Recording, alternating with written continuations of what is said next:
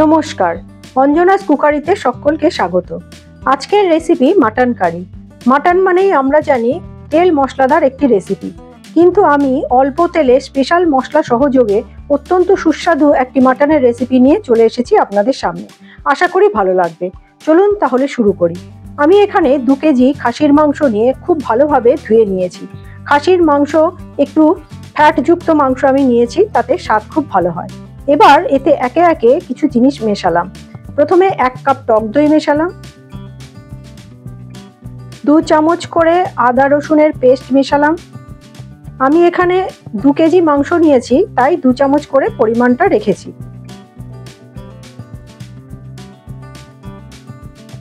সাথে 1 চামচ হলুদ গুঁড়ো ও 1 চামচ লঙ্কা গুঁড়ো দিয়ে দিলাম। এবার প্রয়োজন মতো লবণ ও 2 চামচ সরষের তেল দিয়ে খুব ভালোভাবে মেখে 2 ঘন্টার জন্য ম্যারিনেশনে রেখে দিলাম। আপনাদের হাতে যদি সময় কম থাকে তাহলে কম করে 1 ঘন্টার জন্য ম্যারিনেশনে রাখতে হবে।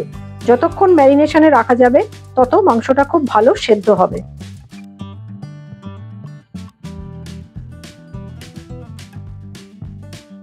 এবার একটি পেস্ট বানাতে হবে। তার জন্য গ্রাইন্ডার জারে 4টি পেঁয়াজ কুচি, 1টা টমেটো কুচি, 3 চামচ আদা কুচি, 2 চামচ রসুন কুচি ও 3 থেকে 4টি কাঁচা লঙ্কা দিয়ে মসৃণ একটি পেস্ট বানিয়ে নিলাম।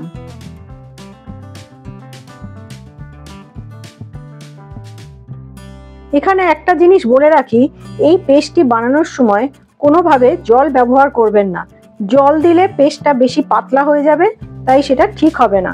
পেঁয়াজের রস থেকে যে জলটা বেরোবে তাতেই একটা সুন্দর মসৃণ পেস্ট তৈরি হবে, তাই এখানে জলের কোনো প্রয়োজন নেই।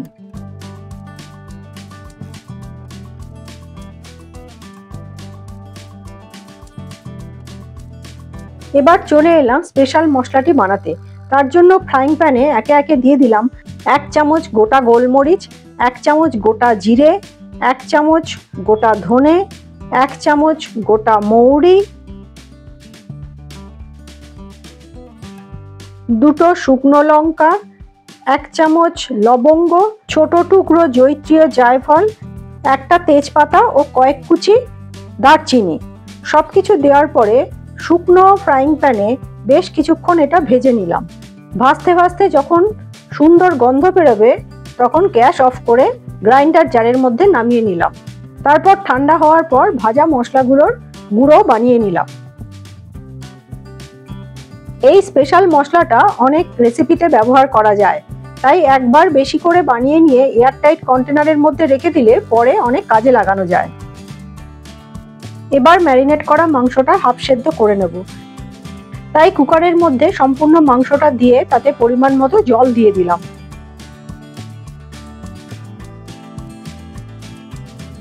খুব বেশি জল দেওয়ার প্রয়োজন নেই, মাংস সেদ্ধ হওয়ার জন্য যতটা প্রয়োজন ততটা জল দিলেই হবে। এবার কুকারের ঢাকনা লাগিয়ে 3 থেকে 4টি হুইসেল দিয়ে নিলাম, তাতে মাংস হাফ সেদ্ধ হয়ে যাবে।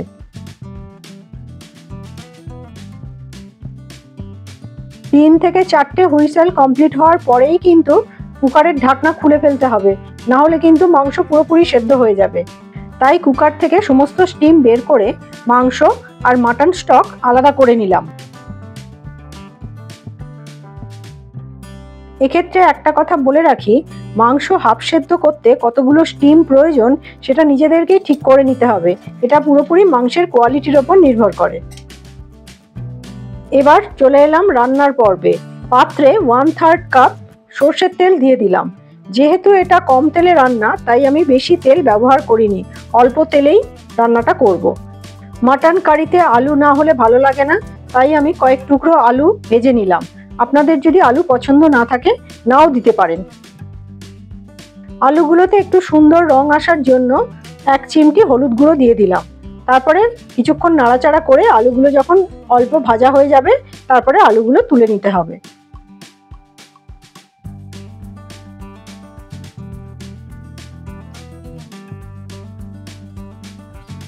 এবার একই তেলের মধ্যে 1 চামচ চিনি দিয়ে দিলাম। চিনি ক্যারামেলাইজড হয়ে একটা সুন্দর রং আসে, তাই জন্য তেলের ওপরে আগে একটু চিনি দিলে মাংসের রং ভালো হয়। এবার তেলের মধ্যে গোটা গরম মশলা শুকনো লঙ্কা, তেজপাতা ও গোটা গোলমরিচ দিয়ে কিছুক্ষণ নাড়লাম। ফোড়ন থেকে যখন সুন্দর গন্ধ বেরোতে লাগলো তখন তার মধ্যে 5 থেকে 6টি কুচনো পেঁয়াজ আমি দিয়ে দিলাম। আমি 2 কেজি মাংসের জন্য প্রায় 800 গ্রাম মতো পেঁয়াজ ব্যবহার করেছি। আপনারা আপনাদের পছন্দ মতো পেঁয়াজ ব্যবহার করবেন। পেঁয়াজটা দ্রুত সেদ্ধ হওয়ার জন্য তার মধ্যে কিছুটা লবণ দিয়ে দিলাম। পেঁয়াজের ওপর লবণ দিয়ে দিলে পেঁয়াজ খুব দ্রুত সেদ্ধ হয়ে যায়। এবার যে পেস্টটা বানিয়ে রেখেছিলাম সেই 1 বাটি পেস্ট আমি পেঁয়াজের ওপর দিয়ে দিলাম। সবকিছু ভালোভাবে মেশাতে লাগলাম।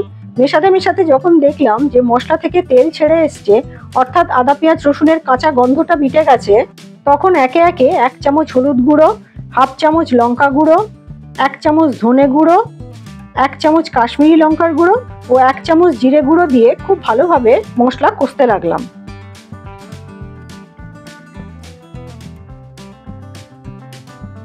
এবার এর মধ্যে স্পেশাল মশলা গুঁড়ো 1 চামচ দিয়ে দিলাম। দিয়ে আবারও সব মশলা একসাথে খুব ভালোভাবে মেশাতে লাগলাম।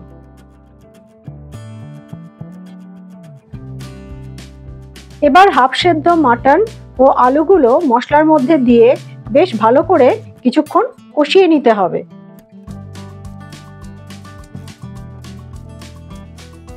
এখানে একটা কথা বলে রাখি, স্পেশাল ভাজা মশলা গুঁড়ো দেওয়ার পরে বেশিক্ষণ কিন্তু নাড়াচাড়া করা যাবে না, তাতে মশলার গন্ধ নষ্ট হয়ে যাবে।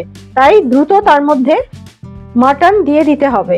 মাটন দেওয়ার পরে কিছুক্ষণ কষিয়ে নিয়ে ঢাকা দিয়ে আবারও কষাতে হবে। এইভাবে বেশ কয়েকবার ঢাকা দিয়ে এবং ঢাকা খুলে মাটন কষিয়ে নিতে হবে।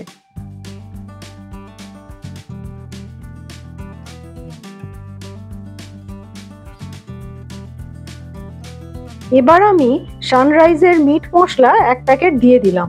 এই মশলাটা দিলে মাংসের স্বাদ খুব ভালো হয়। আপনারা দিয়ে করে দেখবেন, খুব ভালো লাগবে। আবারও সবকিছু ভালোভাবে মেশাতে লাগলাম। তবে এক্ষেত্রেও একই, মশলা বেশিক্ষণ কষা যাবে না, তাতে মশলার স্বাদ নষ্ট হয়ে যাবে। এবার মাটন স্টকটা আমি মাংসের মধ্যে দিয়ে দিলাম। দিয়ে সবকিছু ভালোভাবে মেশাতে লাগলাম।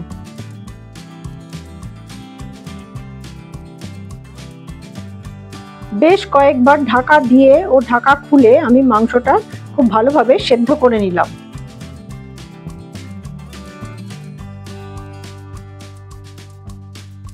এই সময় নুন মিষ্টি একটু দেখে নিতে হবে।